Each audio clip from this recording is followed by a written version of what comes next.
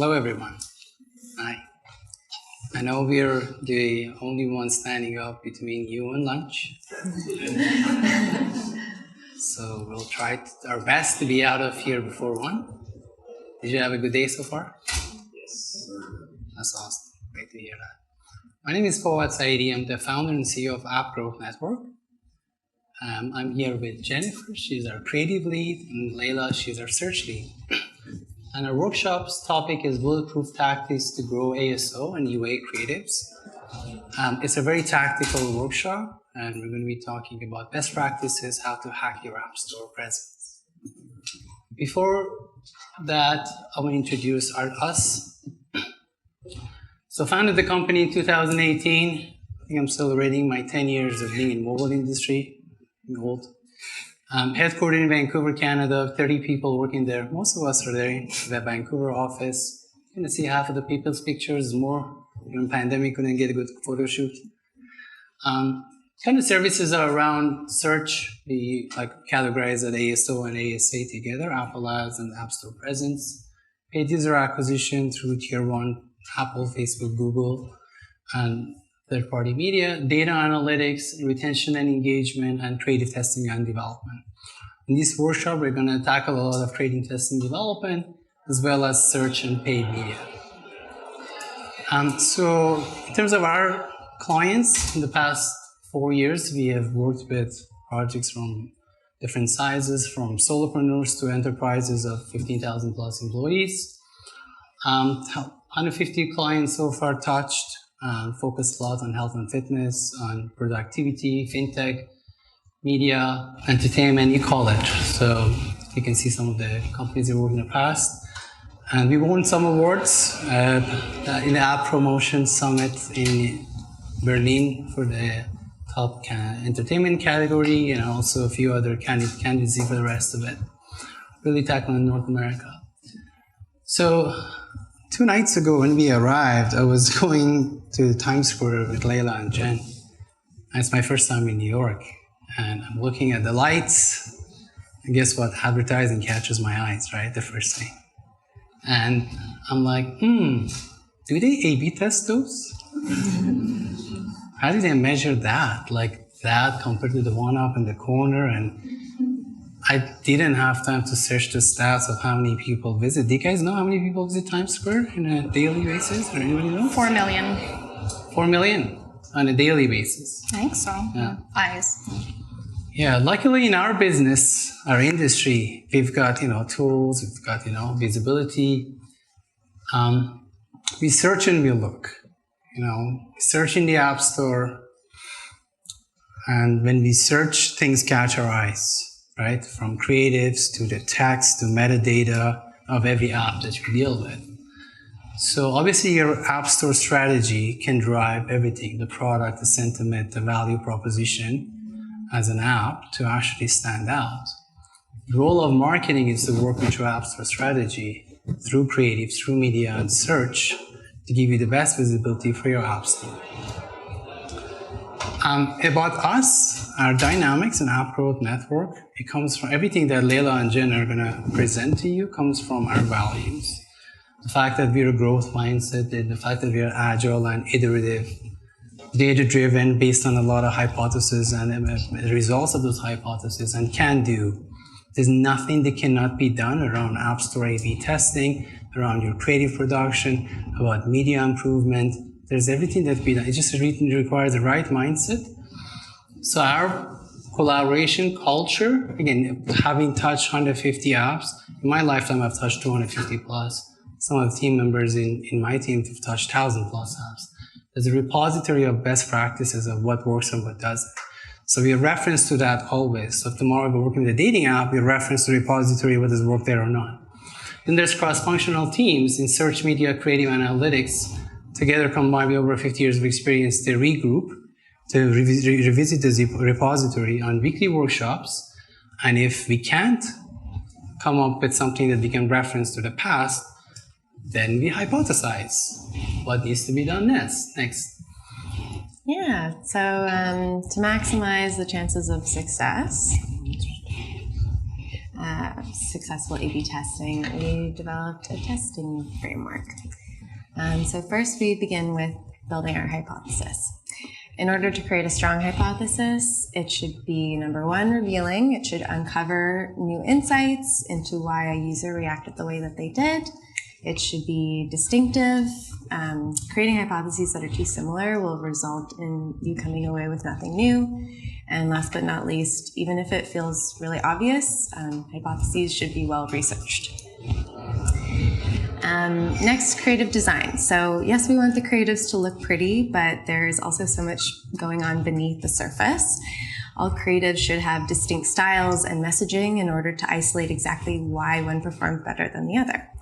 And also know your audience. Decisive users tend to have minimal interactions with the app product page and only spend around 3 to 6 seconds before making a decision, whereas explorative users, on the other hand, tend to take much more time and spend a lot more attention to the app product page. They will spend anywhere between 12 to 35 seconds reviewing the product before coming to a decision. So the type of user in your target audience will impact the style and the order in which screenshots should appear. So there are 3 main screenshot styles that are used. Number one is lifestyle, so that shows potential users what it would be like to use the app in a real life setting. Feature style screenshots, so they depict the specific capabilities and usefulness of the app, and a hybrid style, which is sort of a combination of different styles, like showing a person using a specific feature, but in real life. So there's lots of things that you can play with. And so text, there are some best practices that we live by as far as when we create creative text. It should be legible and accessible to all users. You don't want large text to be intrusive. You don't want small text where people are straining their eyes to read. So that's very important. Benefit and feature-driven text is great. How will the app make your user's life better? Connect the dots for potential users. And be concise, so don't overload your audience with a ton of information. Engage your audience immediately with visually compelling images, but that also communicate the app's unique selling point. So in the case of our client Gobi, we flagged that the copy on the second screenshot in sort of the upper quadrant was quite small and a bit cumbersome to read. Alongside sort of like a distracting background, we recommended simplifying the screenshots with the intention of making the screens and copy more legible, and as well as direct and more benefit driven. So, and then for instance, on screen 3 in the top right, you'll see what will you discover. So we changed that to discover local artisans, makers, and farmers. Don't make people guess why the app will enrich their lives. Show them or tell them. And lastly, take advantage of all available data. Understand different user types and how they behave. First time. So there's a few different approaches that we can take towards A/B testing. So first, we have to decide the traffic that we want to optimize for. This will take into account the overall growth strategy that the app might have, or also, so that, for example, would just be targeting like a specific audience, or going after the low-hanging fruits. Next, you'd have to analyze your App Store data just to be able to find what channels are driving the growth, and then discover audiences that are worth going after just from those sources. And then after that, you have to create the campaign. So you have to create the campaign in a way that mimics the audience. So because you can use specific links from these tests, you can use them across all marketing channels. It's important to be able to choose the right channel to optimize for. And most of those channels have like advanced targeting abilities. So you can tailor your ad to be able to serve like as a proxy for the exact audience that you're trying to go after. And then last but not least, you actually have to plan the traffic. So the ad typically should be pretty generic just to avoid biases. And we should be setting a daily budget just so you don't run out of the budget right away. And also, even if you're getting some data, you should let it run for about a week, or at least a week, just so you get enough to actually see a trend. So I know that's a lot of information, so since we've kind of gone over our hypothesis, our creative, and our A/B testing framework, we're going to quickly talk about screenshots. So well-optimized screenshots are just an absolute must to your ASO and paid UA strategy. They do present one of the largest uplifts in the App Store. So for iOS, it's up to 28%. And then for the Google Play, there's Android and Google Play Console, it's 13%. And the problem is if you don't test your screenshots, it can actually drop the conversion from 15 to 25%. So as you'll see on the right, about 6 seconds is spent on average on an app product page, so it's not a long time. So clearly, they do need to wow a visitor right away, just so that you can capture their attention. If you're competing with thousands of other apps, you have to scream, "Click me." So in competitive markets, though, it might be tempting to copy what other big players are doing, but it is important to differentiate yourself. So you should be maximizing the chances of success in your testing just with some best practices. So to begin, we're just going to say or decide, what screenshot style fits the best. So this is a real life example. We're going to use 10% Happier. So this is a meditation app that has guided meditations, videos, talks, and sleep content. It was developed by Dan Harris. He was the creator of the app. He was a former ABC news anchor, and he wrote a book and created a podcast just to talk about his experience dealing with anxiety.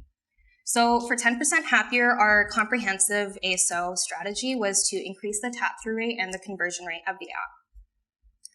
So part of this included performing a pretty in-depth keyword analysis. So when we're doing that, we try to look at the keyword relevance, the difficulty, and the popularity. So we want to see, okay, so is anyone even searching for this keyword? And then we want to see difficulty. So if people are searching for it, but we're not going to be able to have a chance to view or to show up in the App Store, there's really no point in targeting it, even though it might look shiny and exciting. And relevance. So you don't want to be targeting keywords that aren't relevant to your app, because you can actually get a little punished for that.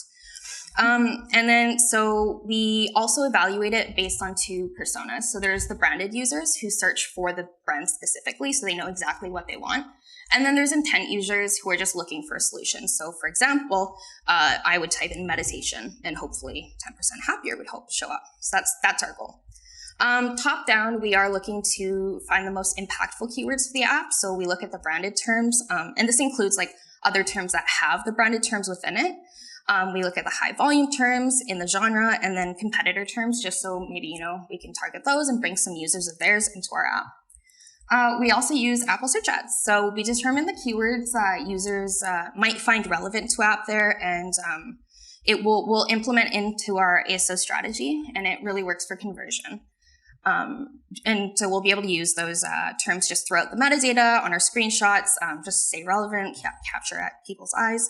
Also for the App Store, keyword ranking is just volume and installs. They're not really interested in where it comes from. They just want to see that you're getting installs. So being able to optimize your campaign for those keywords will boost your organic performance.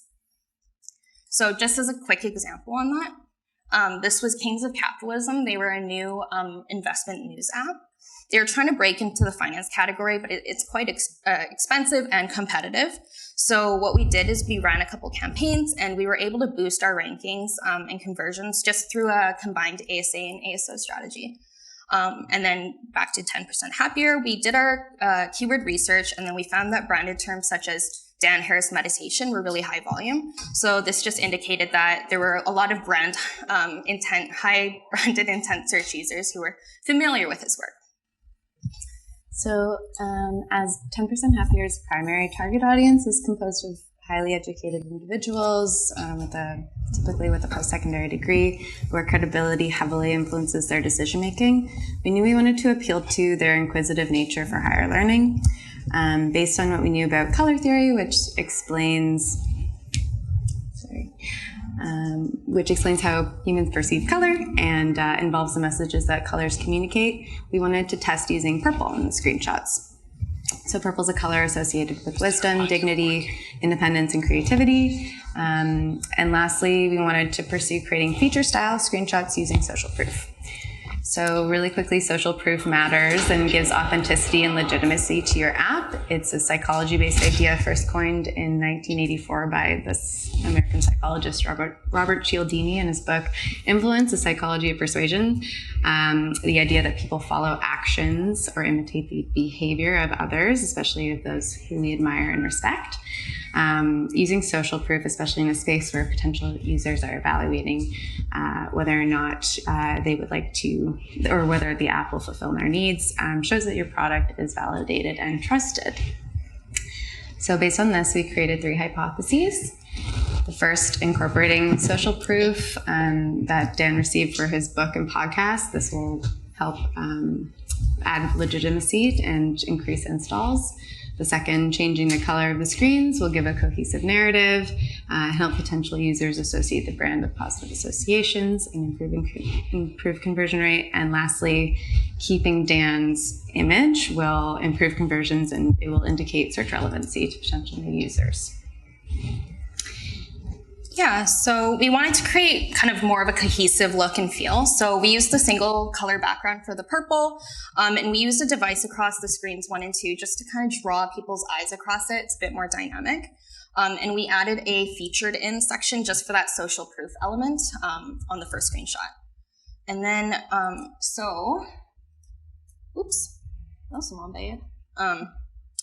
our first round of tests just revealed that the color of the screenshots, adding the social proof, all of that, we were actually able to increase the conversions by 10%. While we did consider this a success, obviously, another question that rose in our mind was, even though this, positively influenced the number of installs, we weren't really sure what types of users the change resonated with the most. So what we did is we believed that our positive reviews in the App Store and kind of like the coherent messaging throughout the screenshots and the product page really appealed to those explorative users that we talked about. So instead, we were focused on, or we were interested in targeting the decisive users. And to do this, we tested different phone images and the screenshot copy. So we wanted to observe the changes in behavior when we removed the image of Dan in the first 2 screenshots to see whether or not introducing more of like a feature-related content would impact the tap-through rate for those users.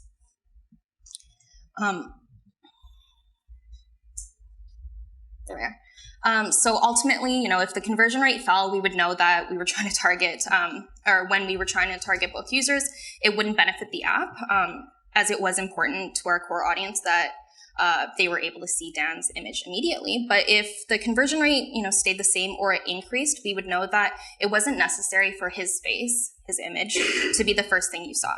So we hypothesized that those decisive users would be more interested in the features of the app. So we wanted to focus on the ability to see the progress that was made in their meditation journey just through the achievements earned in the app. By highlighting those key features, such as user progress and the number of mindful days achieved, there should be another uplift in conversion rate. That was the winner. Yes, so this was actually the winner. So after we analyzed the results of the test, our second round of hypothesis was correct. And there was another uplift. And so clearly identifying, understanding, and communicating your USP in a way that resonates with your core audience is important. It isn't a leap to imagine this is also important in developing app videos for the product page or in paid UA. One difference is that capturing the viewer's attention is significantly more difficult in videos. So in the App Store, preview videos are auto-played. This is handy. However, in reality, only around 4 to 6 seconds. They're only watched for around 4 to 6 seconds on average. And in the Google Play console, since the videos aren't auto-played, only around 6% of visitors actually watch this video. So this tells us the main value proposition should be highlighted within the first 3 seconds of the video.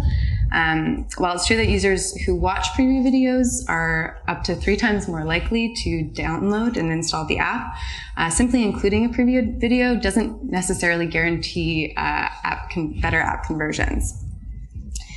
So this takes us to our next bulletproof tactic. Introduce your main selling point as soon as possible in app preview and marketing videos. Focus on chapters in the video, in order to focus the user's attention on one message at a time, and that's specific to app previews. An added bonus of creating clear chapters makes it rearranging the order of your main points easy in order to test which message converts best and which should be placed first. Yeah, so we use that dual approach of, putting the message first and creating those different chapters for Keep, which is a second phone number app. It has an all-in-one sales and marketing automation software. While the app has many, many benefits, the main selling feature that we found based on, reviews and behavior was the second phone line for a user's business. So establishing that dedicated business line would be the most important use case. Just signaled to us that those additional features of the app should probably be highlighted later in the video. So after that, their first 3 seconds. And we can show you the video.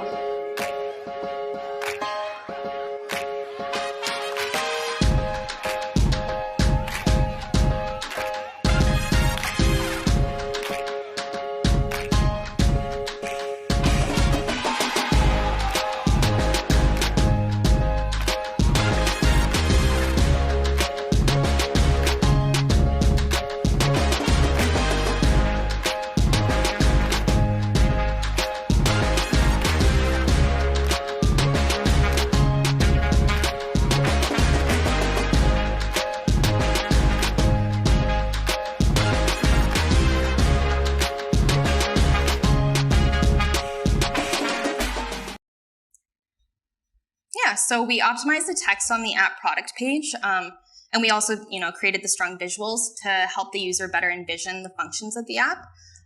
What we did as well is we focused on tailoring the message for all metadata factors, so across all of the product page, just to increase the cohesiveness. And after actually releasing this app video, conversion rate increased by 36%. Of course, the preview video was a success, but we also wanted to take a different approach when we were testing it with paid UA. So the dedicated business line was the primary feature that we wanted to highlight, and we also wanted to leverage this for the broader app marketing and the UA strategy. There we are.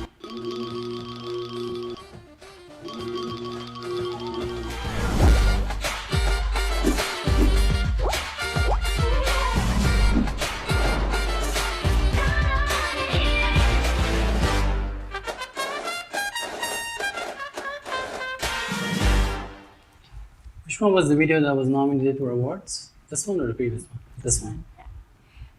So we wanted to abruptly catch the user's attention in the first few seconds by speaking to the real-life example of actually needing a business phone line in a really annoying way.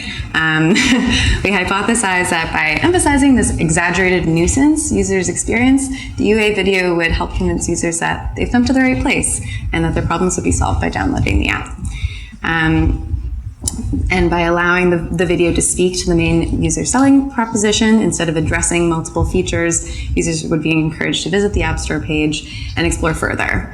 And so the results of this campaign against the other videos that we tested was 2.2 times more clicks, 1.7 times more installs, and 3 times more likely to be played at 75% of the video length, and it decreased our cost per install by 42.69%. So we tested the concept against alternate features, but this was the UA concept that we with the primary USP, which was the winner, and resonated with B2B audiences.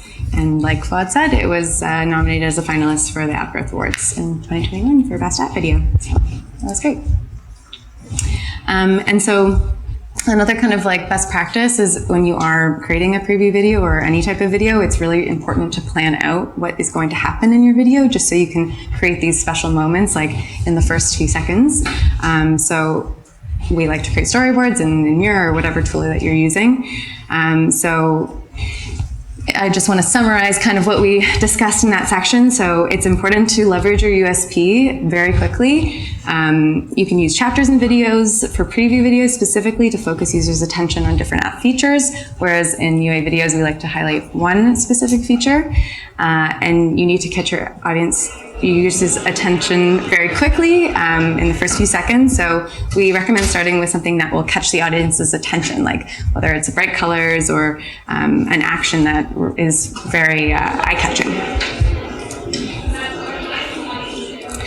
And what happens when your video doesn't convert as well as you'd like it to? So here are some really small creative changes that you can make before testing an entirely new content idea.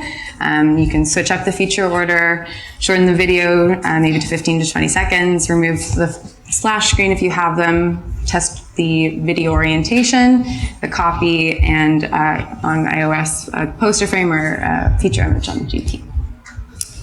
Yeah, so Frankie is a video-powered experience app that just tells you recommendations for where to eat, drink, or explore different city experiences. This is a great example because it's an app that can alleviate a lot of barriers for potential users, and it's quite unique.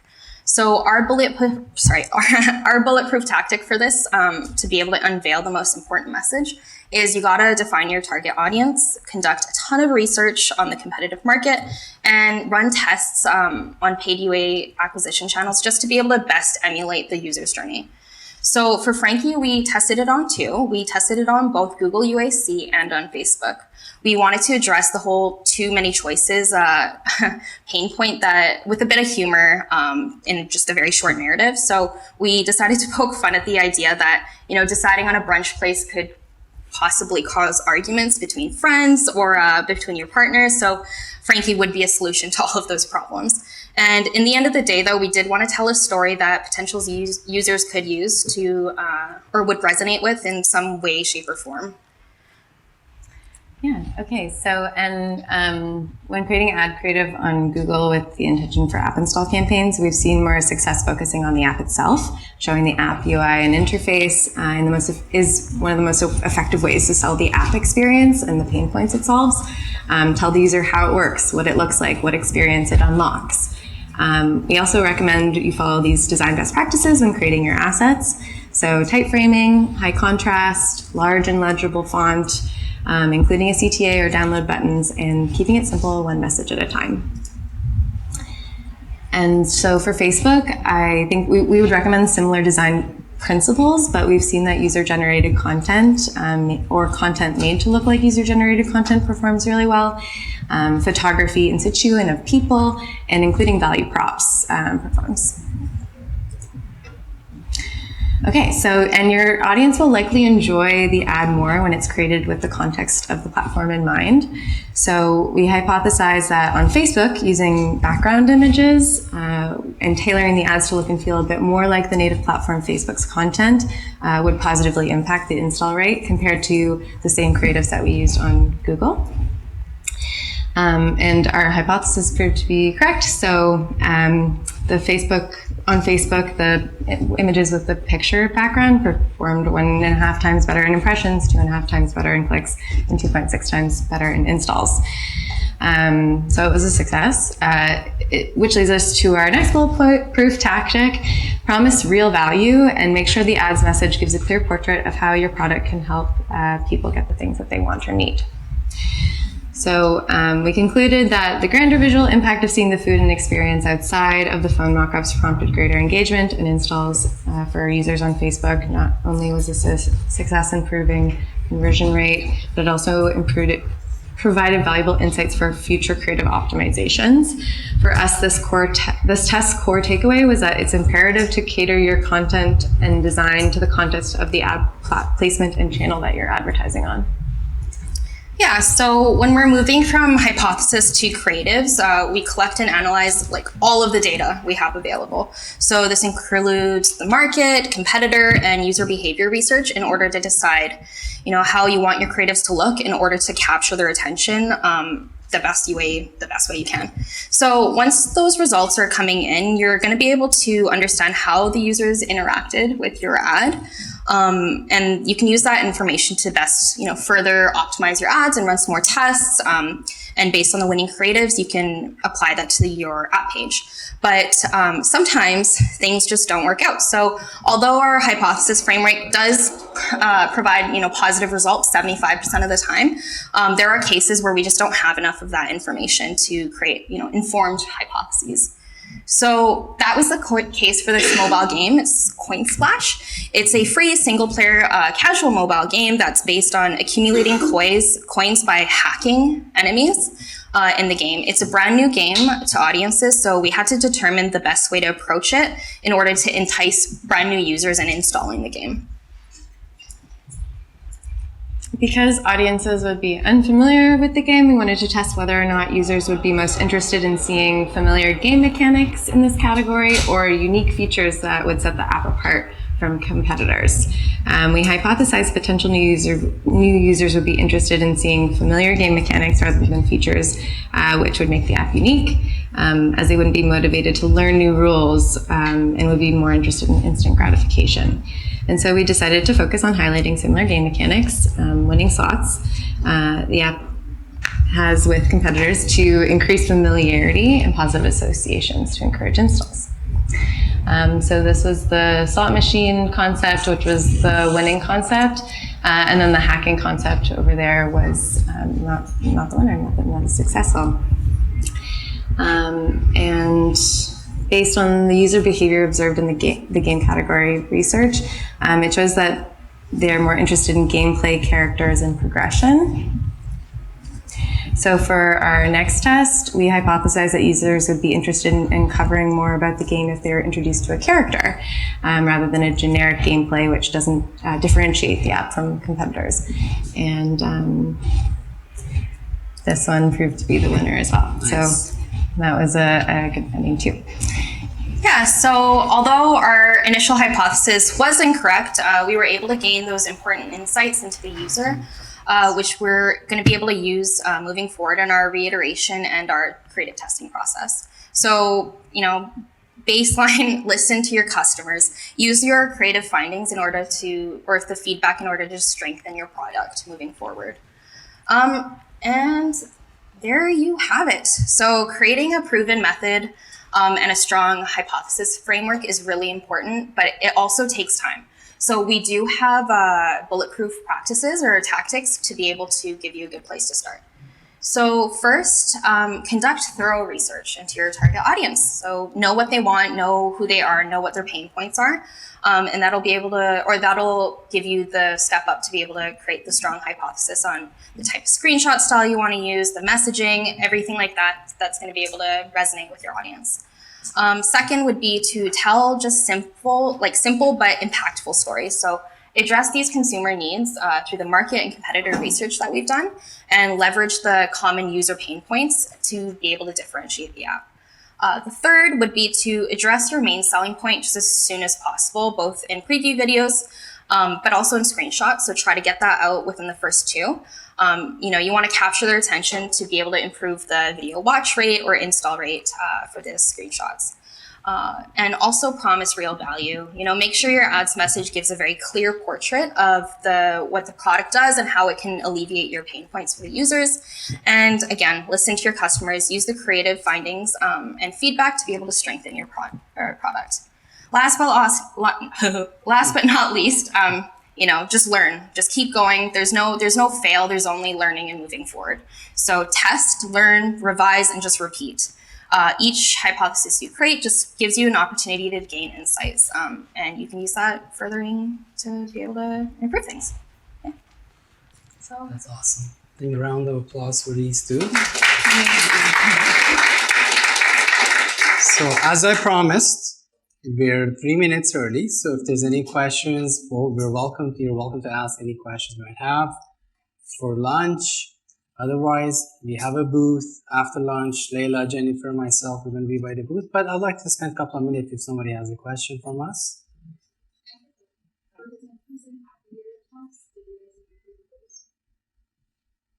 Sorry. Yeah.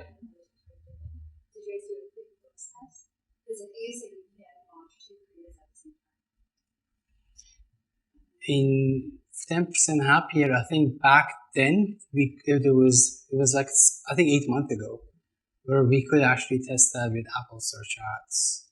So we actually I think created different versions, and I think it was after we tested with Apple Search Ads after, and we brought 2 or 3 of them forward to test it out. I think it was part of AS1 and AS2 test together. Yeah. Presumably all the testing or the analysis of the data is happening within sort of the Google Play and Yes. search tool that they have there. Any tips or things that we should be thinking about how to sort of run the test separately, differently, or just how to think about the same one? Well, at Google, both of them, right now they became smarter with the whole custom product testing, and Google Play released a lot of features as well. You could try short description on Google Play for a while, right? Sometimes you could do local or global. We introduce some screenshot concept globally on Google Play. On Apple, we could try with Apple Ads sometimes right now. Custom page listing, you try some different value proposition. Yeah, we actually used custom product pages for Coinsplash to be able to gauge whether or not just a custom product page with the video or without would be able to perform well. But I think in terms of tips, maybe just doing one thing at a time. You don't want too much information, otherwise you're not going to be able to isolate what worked and what didn't. So I think that's one of the biggest issues a lot of creatives have, is there's just too much going on, there's too many changes, and it's just going to take you more time to figure out what worked and what didn't. One more question? There gotta be one more.